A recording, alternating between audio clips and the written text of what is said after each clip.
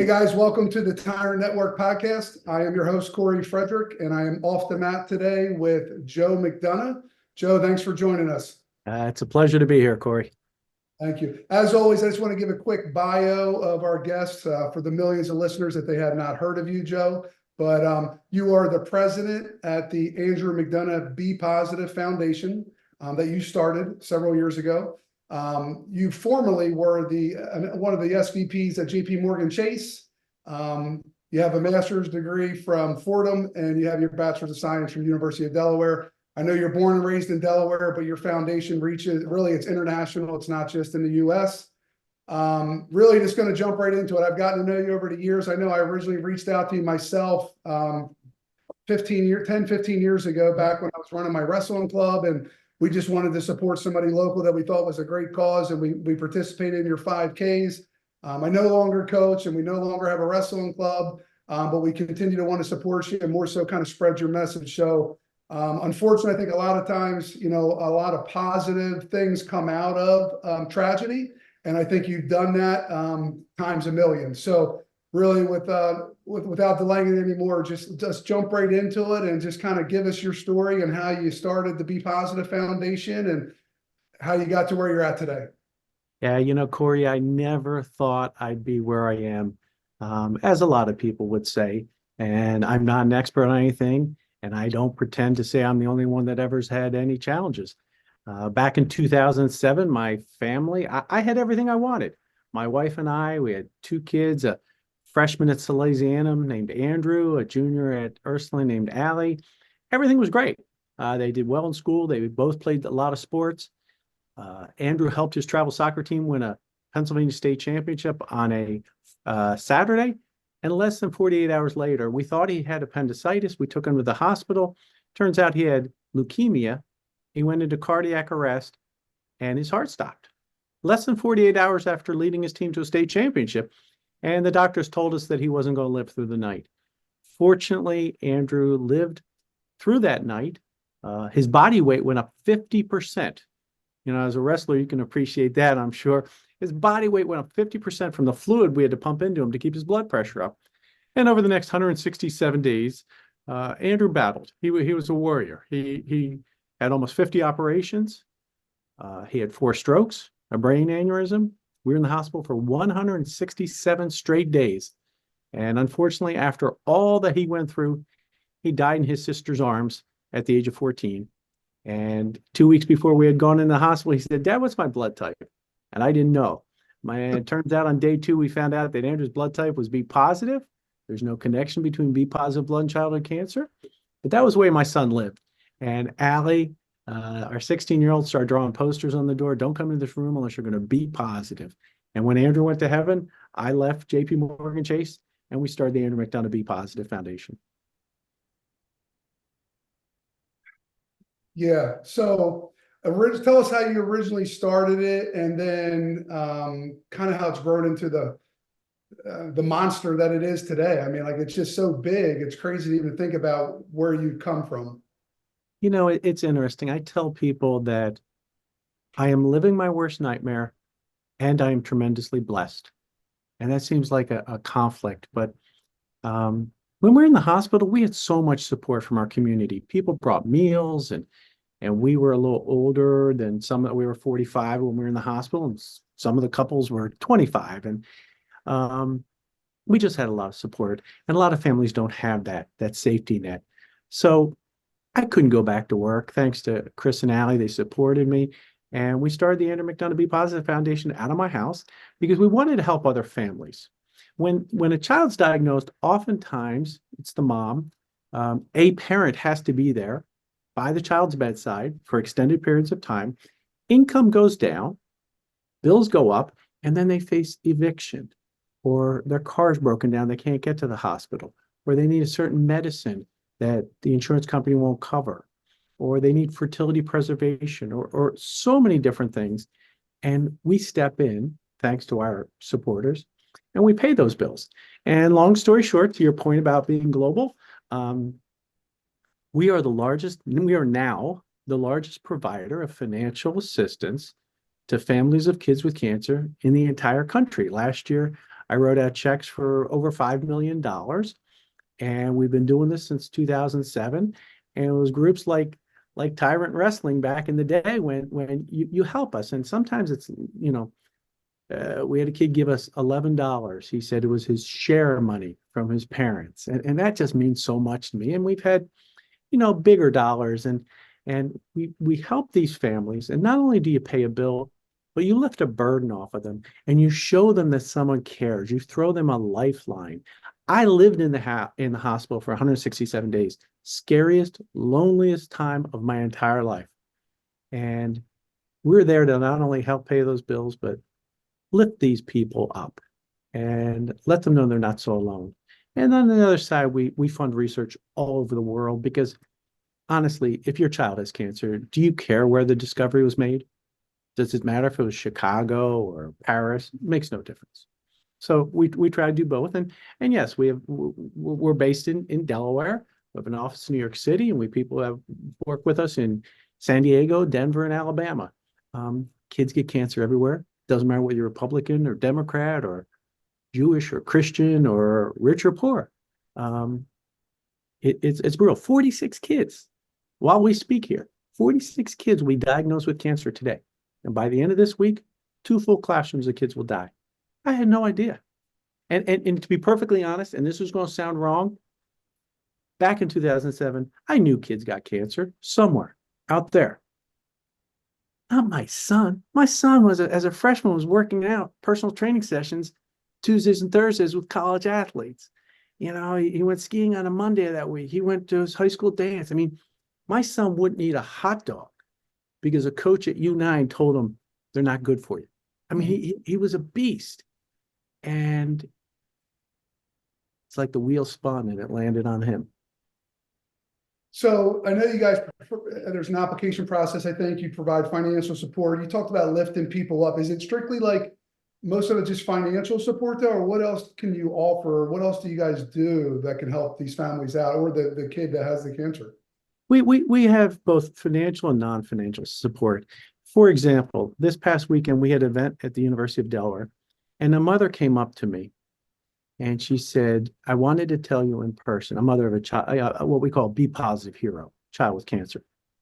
She said, that check you sent us last summer saved me. It kept me in my home. I would have lost my home if it wasn't for that check. And I said, how are you doing now? She goes, I'm in a good place. But we just helped them get over that hump. And why were we there? Well, we pair kids, and this gets to the non-financial, we pair kids with cancer and their siblings. And that's an important point, because when a child gets cancer, the whole family gets cancer.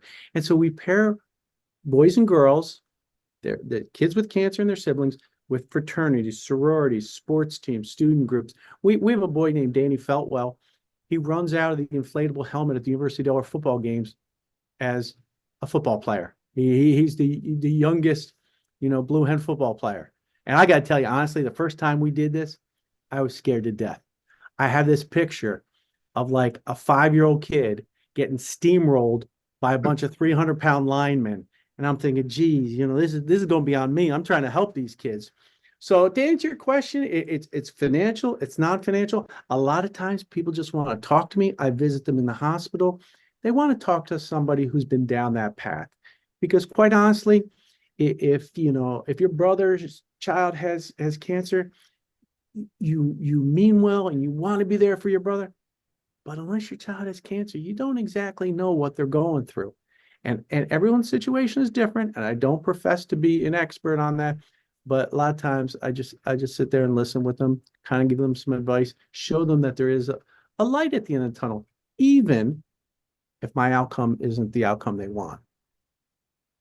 So was there any organization similar to Be Positive before you started this? Or did it really just come out of a void? Like you just felt like through this process, there were so many more things that a family could have benefited from if there was an organization like Be Positive?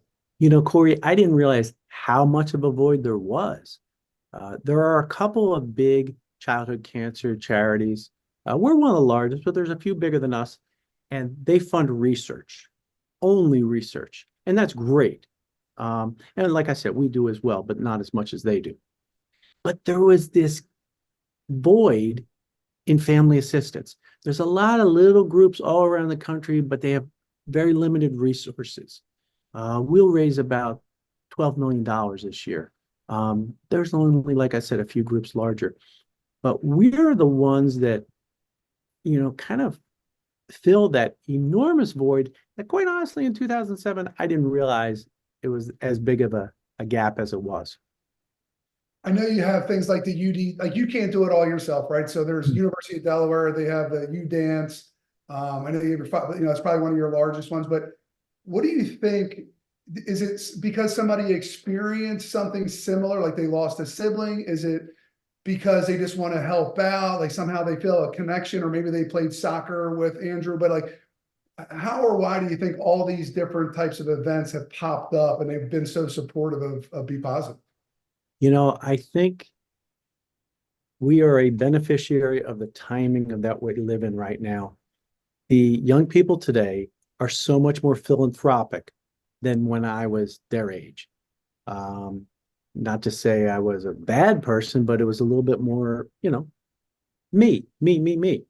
And so whether it's elementary school kids, high school kids, college kids, there's just philanthropy has become part of their DNA. And I'm so thankful that it is. And I think when we work with them to do an event and we bring the Be Positive heroes together, they see that this is real.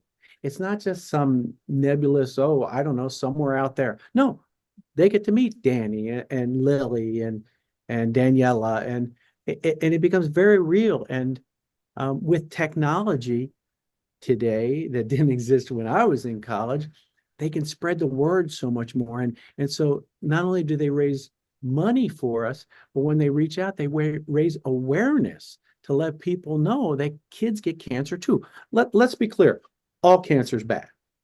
I've had it. My wife had a very aggressive breast cancer, but kids should get a chance to grow up. Yeah, I mean, I lost my dad to cancer when I was 7 years old. He was 54. My mother has had breast cancer, but she's a survivor a couple of times. Um, but but at least like they're an adult, right? They're older, Yeah. they live their life. It's almost like we've become accustomed to that cancer is, it just happens. It just seems like that's a common cause of death. But for childhood cancer, I honestly, I don't know how much I even heard about it before Be Positive and Andrew. And now, I'm much more aware of it, but, I mean, I guess we'll kind of go there. I mean, like, no matter how you lose a child, whether it's the cancer, an auto accident, a drowning, anything. I mean, I got to imagine that running this organization is somewhat therapeutic for you, but at the same time, you're reliving it every single day. Like, how do you deal with the loss of a child, and how do you go through this basically almost every single day? You know, it's been 17 years since I lost this boy over my shoulder here, from this world.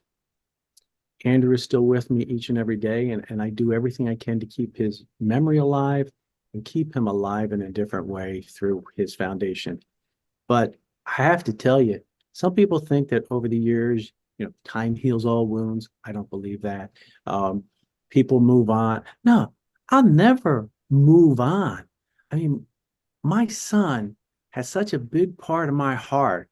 Losing him from this world when cancer stole him from us at 14.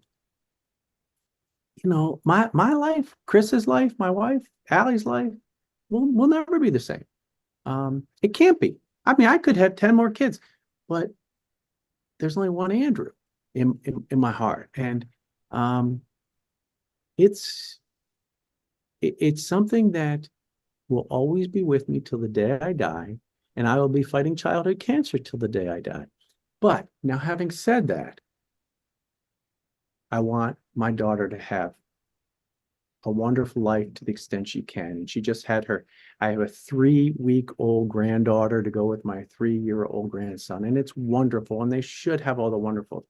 And to be perfectly honest, if I see you and you say, hey, how you doing?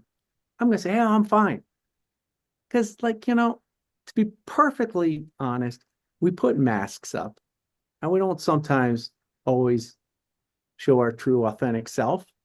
And I'm not sure if I should, because if I saw you on the street and I say, "How you doing, Joe?" and I start crying, you're like, "Crap, I'm never going to ask him again how he's doing. I'm walking to the other side of the street." So there's a little bit, I'm just being very honest, that you put on a facade for people. And yes, I every day I come into this office, I work in a world's childhood cancer. So on the one hand, I leave here every day feeling like, I made the world a little tiny bit better each and every day. It's so rewarding. Nothing against Chase, but this is a lot more rewarding. But on the other hand, I work in an arena that has brought that I'm here because of the tragedy of losing my son. But I'm by nature a pretty optimistic, upbeat person. Um, but my son is, he was one of my best friends, and um, I'll never get over it. But this isn't misery loves company. I want every single child to survive. I always wonder, why didn't Andrew? Sure, but you know what? We all have challenges, all a variety of challenges, and you have a fork in the road every day. Am I gonna stay home and stay under the covers, maybe grab a bottle and just jump into the bottle? Or am I gonna go this way and try to make a difference in the world to the extent I can? My feeling is God put us on this earth, and we have an obligation to try to make a difference in someone's life each day. When you lay your head on the pillow, can you say you made a difference in the life of someone each day? My son wasn't perfect, but he was a really good kid. Um, and I think, Corey, you would have loved him because unlike me, I was an athlete in my younger days. The difference between me and Andrew, he liked practice. I didn't. I just liked when the lights came on and it was showtime. He liked practice. You would have you would have fun putting him through his paces on the mat, even though that wasn't his primary sport. Sally's had a great soccer team. I know that. And he played some travel. So I don't know any statistics, but just kind of spinning off some of the things you said, when you have multiple children, you can't forget about the other children you have because you're depressed or you're upset or you're Yeah. angry, whatever you're living with. And then the other part of that is you and your wife have stayed married, and you didn't. Who knows if you went to counseling or you had rough times or anything like that. But at the end of the day, you didn't get divorced. And it seems like most of the time when somebody has a tragedy like this, the kids are the siblings that are survivors are affected by you because you're so upset or depressed or whatever. And then also a lot of marriages don't survive. So if there's anything you can share with anybody that's going to be listening that might be going through this that could help them kind of along through this process, I mean, I'd love to hear it. Well, I met a man when we were in the hospital, and he told me that he had lost two children to cancer, and it blew me away. And as I talked to him, he said, one of my children died, and in my grief, I lost the other one. And as I was grieving in the early weeks after Andrew died, I remembered that story. And I realized that Chris deserves the best husband I can be. Allie deserves the best dad I can be. And I'm not saying it's easy, but I had to deal with my grief, but also be the best dad and husband because they deserve that. And if this may sound corny, Andrew would want that. So, you have to work through that.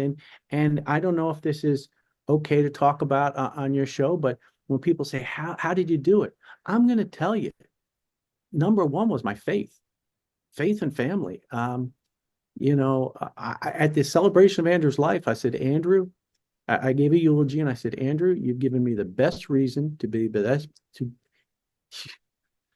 you have given me the best reason to be the best person I can be so I can be reunited with you in heaven.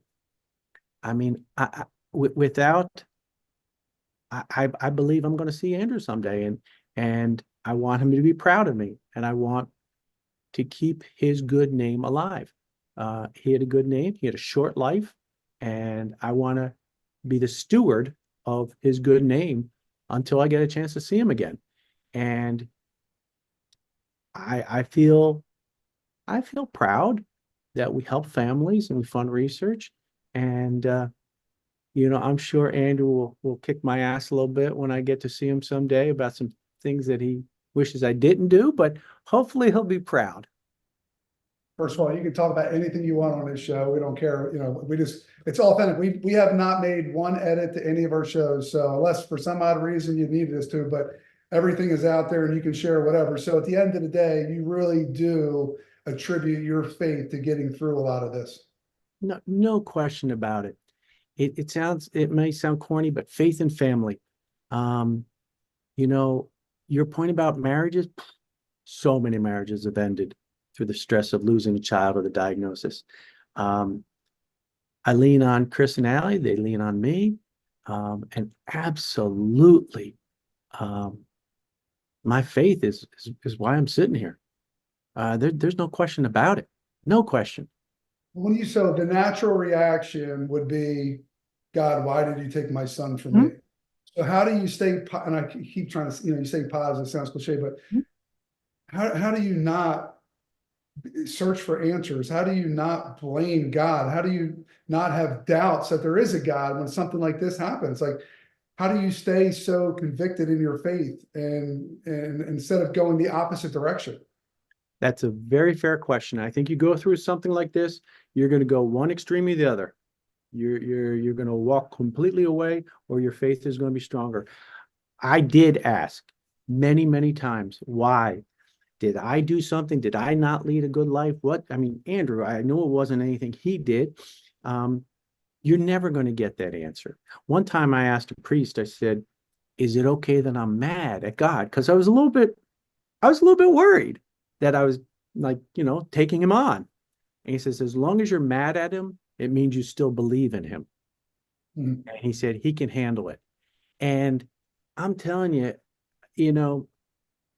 there's certain things you can't explain. I can't explain why Andrew got sick, why he got sick and then died, because most kids do survive cancer. And why is it that my faith has gotten so exponentially stronger? I think there's a lot of things we just don't understand. We're not going to understand. Like if God popped here, appeared right here before me, I'd probably say, hey, why? But it doesn't change things because my son's not here. And we're humans. And I think we're given the opportunities to, once again, my fork in the road, to do good or to, perhaps be selfish. And maybe selfish isn't the right word because everybody handles things differently. But I just, I tell people, I don't know why any of this happened, but I know one thing, and no one in the world can dissuade me of this one thing, and that is that my son is in heaven. My son's in heaven. I am 100% sure.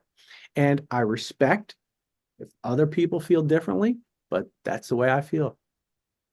I know you you founded and you're the president of the organization, just based on some conversations we have in the past, and more so when people are listening to this. But does your wife or your daughter play a role? And if they do, how much of a role do they play in this organization? Yeah, that they played a very large role, particularly in the early years. Back then, Allie was in high school and then going to college, so she handled all the social media stuff because she was more age appropriate for that than this old man. And my wife handled a lot of the website stuff, and they're both very reserved. I, as you can probably see, tend to yap, yap, yap. So I did a lot of the public speaking. I've done about 1,600 talks around the country since Andrew died. And so that was our team. And then as we got larger, and my wife was working and outside the house, and Allie was going to school. So they could do what they were able to. But then as we got bigger and bigger, we've been able to hire people. And so, their involvement, they're very, very involved. This is our family business, really. They have full-time jobs outside of Be Positive themselves, but you're full-time with Be Positive. Right. And only recently, my daughter has started with us part-time because my daughter's a clinical psychologist, And a lot of kids who have cancer get bullied in school. It pisses me off beyond words, but so she's been working on school reentry programs so that when the kids go back, the teachers have a better understanding and that students can have a better understanding, and that and support groups that she's running. So, but for the most part, they kind of, do their thing. And Allie has kind of come back a little bit to it, but they're always involved. The talks that you've done, is that to like, if I was going to a school and I was talking about bullying or suicide or anti-drugs or alcohol, but what is your typical audience when you're speaking to people? Like, are you just trying to create awareness? Are you trying to raise money? Who are you talking to? Yeah, so it's interesting. It is across the board. I've spoken to the Lions Club National Convention, to first graders. Most of the time, it's college groups, primarily sororities and fraternities. And in the sororities and fraternities, I'll usually talk about childhood cancer and try to motivate them to help us raise money. When it's the little kids, it's more about, I don't want to scare them about childhood cancer, so it's about more being positive and living like Andrew and being a good person. And when you see a kid who dropped his backpack, help him out and stop the bullying in school. And I tell you, it is a blast talking to first graders because I've heard about every goldfish and hamster that has died. I've had every time I talk, a hand will go up and I'll say yes. And I'll go, I forgot. And it is just, there's a inverse relationship between age and their willingness to talk, because first graders will ask me a million questions. You get to adults, they don't want to offend you, the filter. I mean, I had a first grader say to me, a big assembly, he said, what did it feel like when your son died? And the teachers literally gasped. I was okay with that because he wasn't being a wise ass. Right. He just really wanted to know. And I respect that, and I'm going to respect this little boy, and I gave him an answer. But boy, you should have seen the faces on the teachers. They were just freaking out. Yeah, So I mean, it's all different ages. in general conversation. I mean, what do you say to somebody that lost a child? How do you express, how bad you feel? You don't know what to say. So if somebody lost a child, what would be appropriate to say or never to say to them? I frequently get that question. People say, what's the right thing to say? Okay, relax. There is not one right thing to say. There's nothing, Corey, that if you come up to me at the visitation, you say, then I'm going to go, oh, okay. I'm okay that Andrew died. No. So don't stress yourself. Depending on your relationship, come up, shake their hand, give them a hug, drop a pizza off at their house, tell them a story. One of the things I love most is when people tell me stories about Andrew that I didn't know. It's a gift. I can't make any more memories. And a lot of people are afraid. You might have a story about Andrew that you saw, but you're afraid to say that to me because you're afraid it's going to upset me and I'm going to start crying. You're not going to remind me that my son died. I know it. I feel it every day. So don't erase his memory. Talk to the people about it. And one thing, when you say what not to say, I would say the one thing not to say is don't say, I know what you're going through. My 95-year-old mother died. Okay. I'm sorry that your 95-year-old mother died. My mother died at 86. I loved her. I'm sad, but that's the way things are supposed to happen. It is not the same as my 14-year-old boy being stolen from the world from cancer. So you don't have to relate, give them a hug, shake their hand. Telling stories about the person is the best. I just love hearing stories. And don't stop, because I want to know that my son lives on in your heart, in your stories, and you're not going to upset me by telling me the stories. I'm going to just laugh. I may cry, and that's okay.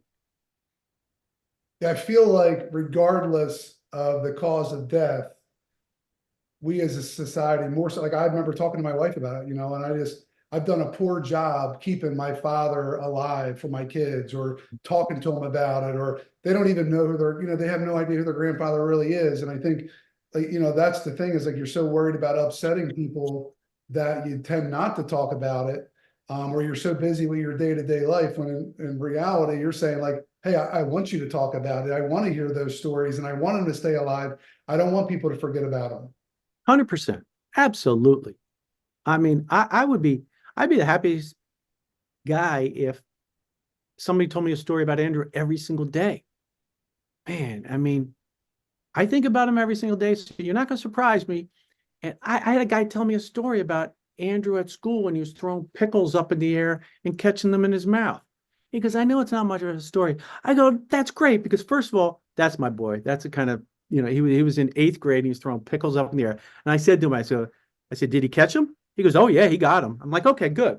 You know, that's my boy. Like, it doesn't have to be like meaning of life kind of thing, but I just missed him. And you know, I'll tell you one thing. When Andrew was in 9th grade, he went to Salesianum. One of his closest friends in the world went to Archmere. They were afraid they weren't going to be able to see each other that much. So he was playing basketball at this kid's house. And I was talking to the boy's mom, and then it was time to leave. And I gave Andrew the wave. And he stopped the game of basketball he was playing. He came over, gave me a kiss, and said, I love you, Dad. Thanks for bringing me up here. I'll see you at 5 o'clock. I drove home with a smile from ear to ear. That's a memory that no one can ever take from me. And I'm going to be perfectly honest, and I'm not proud to tell you this. When I was a freshman at Mount Pleasant High School, would I have stopped the game of basketball, run over to my dad, kissed him, and said, I love him? No, I would not. I loved my dad, but I didn't have that kind of confidence. And at that fork in the road, I don't know why he did it. I don't, you know, 2 months later, his heart stopped and he was diagnosed with cancer. Did he know that? I don't think so. He just did it. And man, he gave me a gift, a great gift. And every day we have the chance to give people that gift. When you go home tonight, you know, do you kiss your wife kind of like as an automatic gesture? Or do you mean it? Do you give her a hug? Do you see your kids? Hug them and appreciate it, mean it, cherish it. Make every second count. How do you like, how do you not, like, you don't want to live like, hey, this could be your last moment all the time. But at the same time, to your point, like, you want to appreciate what you have, because you never know when it can be your last time you see somebody. Yeah, and that's why, like, I'm not saying, hey, go out, spend every penny you have over the next 2 days and live it up, because no, the sky is not necessarily falling. But nobody promised you tomorrow. Don't assume you're going to have it. Make it count. And that's why I say, like, you know, you lay your head on the pillow. Did I make a difference in someone's life today? And if the answer is no, God willing, you will have tomorrow. But I can't promise you that. Andrew went from leading his team, a team that was ranked 4th in the country, leading his team to a state championship, and less than 48 hours later, he was lying on a bed in front of me. His heart had stopped. He was clinically dead before they resuscitated him. You just don't know. Yeah. What's next for Be Positive, or is there anything new and innovative, or is it more of this stay in the course and the fundraisers and the events, and then, you know, trying to find a cure and things like that, the research? Yeah, you know, when I first started, it was maybe I was a little naive. I said, I want a cure. Cure is a long way away. But if we can get better treatment options, so what I mean by that is a lot of kids who get treated for cancer and survive will then have a second cancer down the road. There's a young man, I just went to his celebration of life. His name was Cole. Cole was in the hospital with us back in 2007, and then he beat cancer. And when he was a freshman at Temple, a second cancer came to him, and then he ultimately died. So if we can have better treatments, then Cole wouldn't have had that second cancer. So in a way, that's a cure, but we're not that close to curing everything, but we have to get better treatments. And one of the areas of better treatments is something called immunotherapy, where it takes your T cells, reprograms them, puts them back in your body, and that fights the cancer instead of, or perhaps in addition to, chemotherapy. And so you have less side effects. So it's really exciting, the research side. The family assistance side, We're going to continue to help as many families because, you know, the interesting thing is when you start, nobody even knows you're there. They wouldn't miss you if you disappeared. Now you get to be this big. If we don't keep it up, we really hurt a lot of families. You know, we have a responsibility to keep that faucet open of support for all these families, financial and non-financial. And the other thing we do is we also spend time in DC lobbying for increased federal support of the fight against childhood cancer. So, you know, in a few years, I'm not getting any younger. In a few years, I will be probably part-time, part retired, semi-retired. But I'll be doing this, you know, till the day I die, and that's assuming that I survive November 3rd when I'm running the New York City Marathon. So I may just, you know, drop of a heart attack somewhere along the way. But assuming I survive it, Corey, I will be doing this forever. The research side of things, though, you know, no matter what it is, right? Alzheimer's, Parkinson's, cancer, whatever. I mean, is there really ever the possibility of a cure? And the people out there that, you know, big pharma, like, do they even want there to be a cure? Like, it just feels like all the money that we take towards research with a lot of things, we're just dumping it into a hole. And is there really realistic to ever think we're going to have a cure? You know what I mean? Like, how involved are you in that research, or are you just donating money towards the team? I'm extremely involved in the research. I work very closely with researchers all over the world. Um, I work as a patient advocate on a volunteer basis for various significant projects around the country. Let me address the pharma question, because a lot of people say to me, not a lot, some people say to me, pharma already has the answer and it's not in their best interest to let. No, I really don't think that that's the case. I don't think the answer is already out there curing cancer. Now, on the flip side, do I think it's going to be all the cancers will be cured? Not in our lifetime, for sure. But there are children, and I'm sure in adults, but I don't know the adult cancer world as much. There are children who are alive today because of the research. We help fund research at Seattle Children's. In this clinical trial, there were 22 children. Without the clinical trial, 3 of them would be expected to survive. 3. 19 would be expected to die. After enrollment in this study, 20 out of 22 were in complete remission. Wow. So there are 17 kids, that delta of 17 kids were given back to their mom and dad. Now, I don't know, you know, nobody, we're not smart enough. Only God knows whether they're going to live 5 or 50 years, but they were in complete remission because of the research. And we helped fund that research. So yeah, I really think research makes a big difference. To give you an idea, when I was a kid, the most common type of childhood cancer then and now is called ALL leukemia. When I was a kid, the survival rate was 10 to 15%. Today, that leukemia is 90%. And it's all because of research. Is that what most childhood cancer is? Leukemia? Is that the type of cancer? Leukemia, ALL leukemia is the most common type of childhood cancer. And only recently, it used to be also the most common cause of death. Only recently, brain cancers have surpassed it as the most deadly. But the most common from an incidence standpoint is leukemia, And which is what a age blood is cancer. classified as pediatric, though? Like, up to what age would that be for? 21. Yeah, because I met a high school girl. She was a wrestler, actually, but I just stumbled into her last fall, and she was an early teen when she got breast cancer. Mm-hmm. They talked about how, like, crazy it was, because usually you're an adult or much older, but she was a young teenager when she got breast cancer. Now, her mother and her grandmother all had breast cancer as well. But so regardless of the type of cancer, if they're under a certain age, it's classified as pediatric cancer. Yes. And in that case, with that young lady, she might be better served in an adult hospital because they're more used to breast cancer treatments. But yes, and that's a very rare situation that a kid would get what is considered an adult cancer.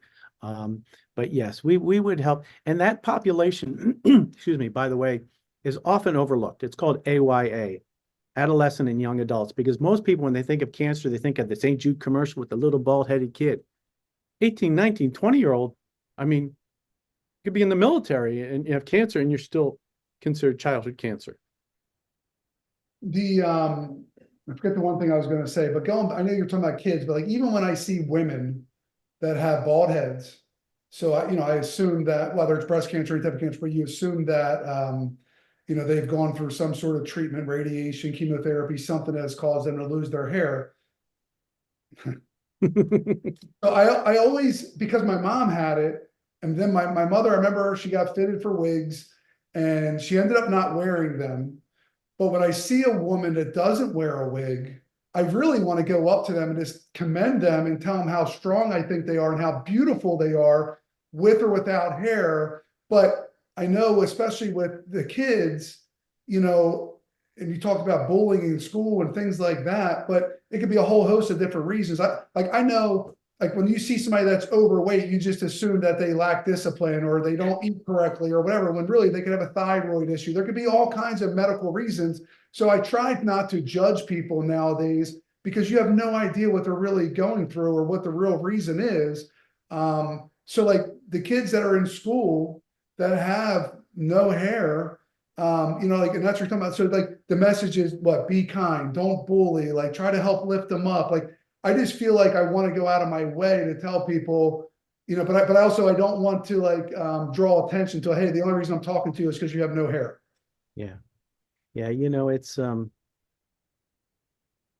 the kids in school can be rough. And one of the things that the kids in school need to realize, and maybe adults, cancer is not contagious. Believe it or not. I mean, you know that, I know that. A lot of people don't know that. And they don't want their kid playing with the kid with cancer. Well, let's be clear. Cancer doesn't define that child. Danny is not cancer. Danny is a kid who happens to have cancer, just like your kid, just like my kid. He's just a kid. He didn't do anything wrong. And, he may need some accommodations when he goes back to school. That's because his brain was radiated or whatever the case may be. And I think sometimes, and I tell people, next time you see a bald-headed kid in the mall or whatever, smile at them. To your point, do you want to go up to them and they may be like, oh, that's creepy. This guy's coming up to me just because I can't. Well, you know what? Maybe somewhere in between. Maybe just smile, wave to them. Let them know that they're not invisible. You're not scared of them. You're not worried about catching something. And I got to tell you, that would go a long way for them. So I was thinking about kids being mean, basically, but you're saying that there's even parents, Oh, whether for whatever reason, there's parents that say, hey, little Johnny, I don't want you playing with Timmy because he has cancer or because of this or because of that. absolutely. Absolutely. Can you imagine your child coming home crying, saying, no one will play with me on the playground. No one will sit at my table because they're saying that I will give them cancer. And the teachers aren't stepping in. And I'm not picking on teachers, but sometimes a teacher has taught for 15 years, has never had a child with cancer in their class.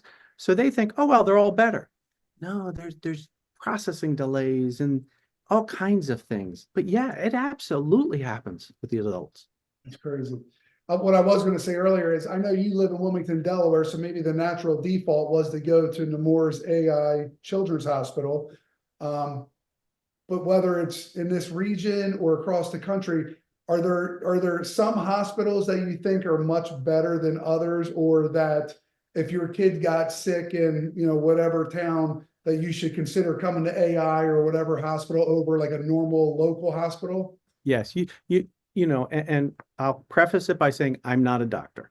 Having said that, don't go to just a regular community hospital.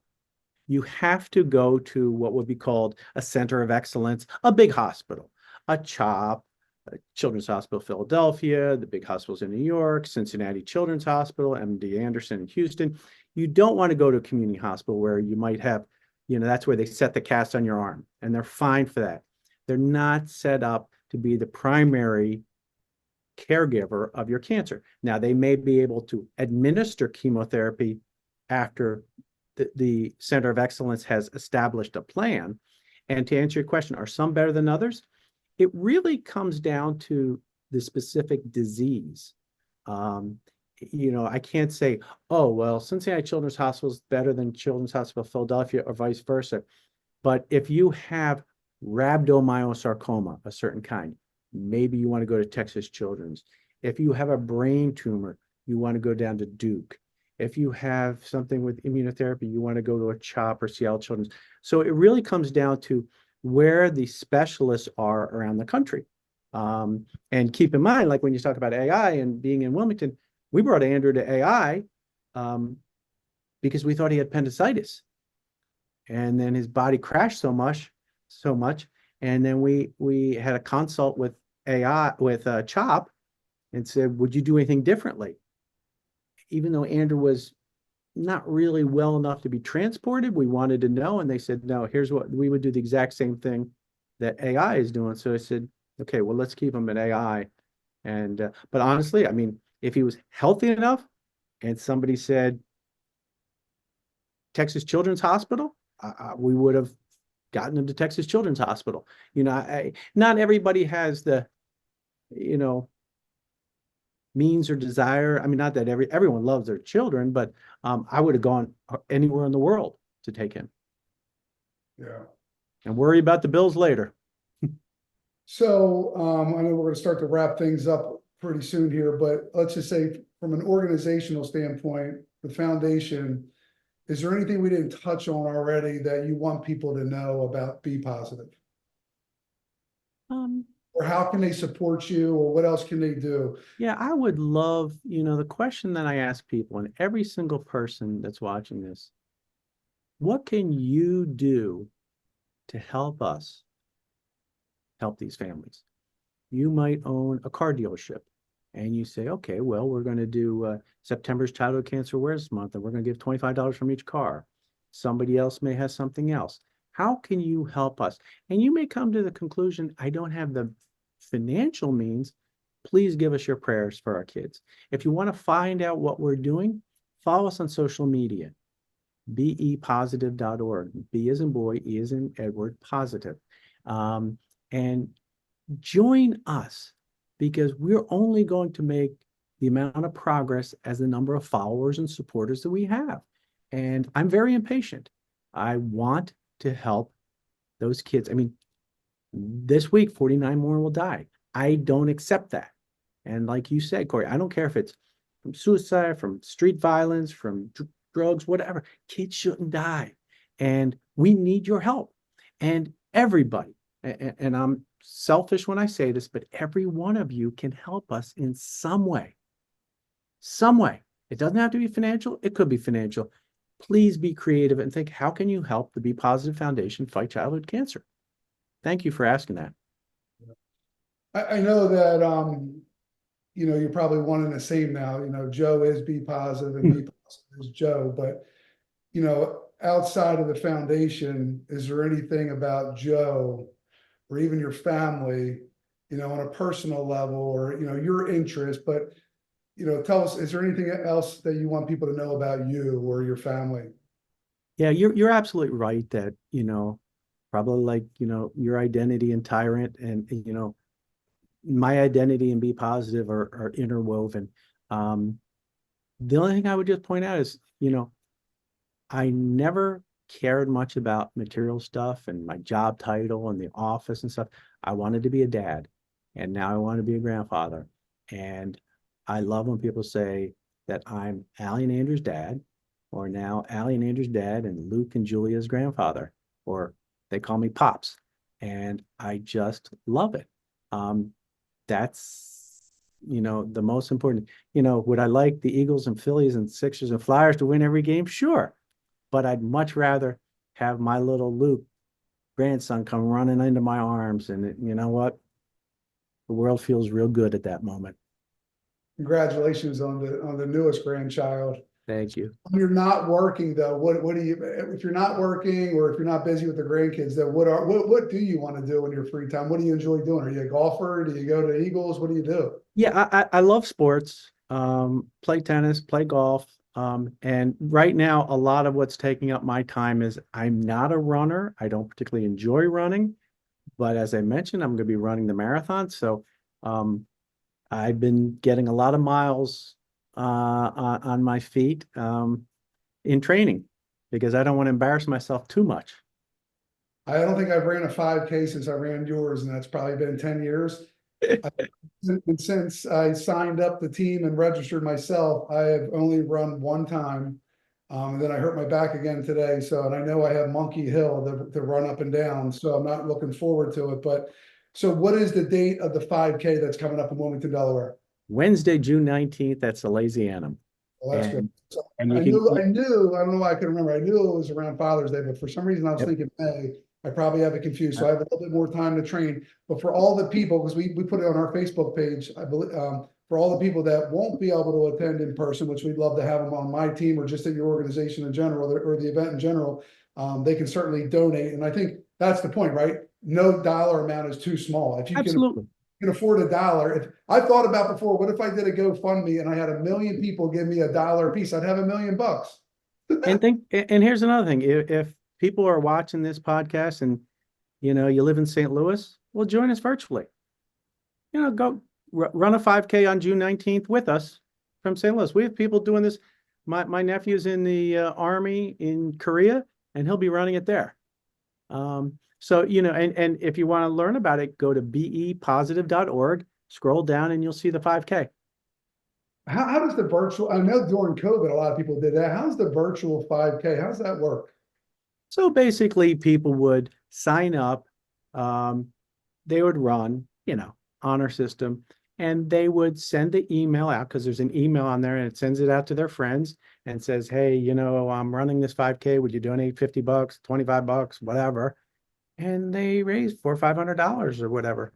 And that's how we raise money on the college campuses as well. It's just send an email to your contact list and you're done. It's the easiest kind of fundraising you'll ever do. And on Sunday, we raised just over $1.8 million at the University of Delaware.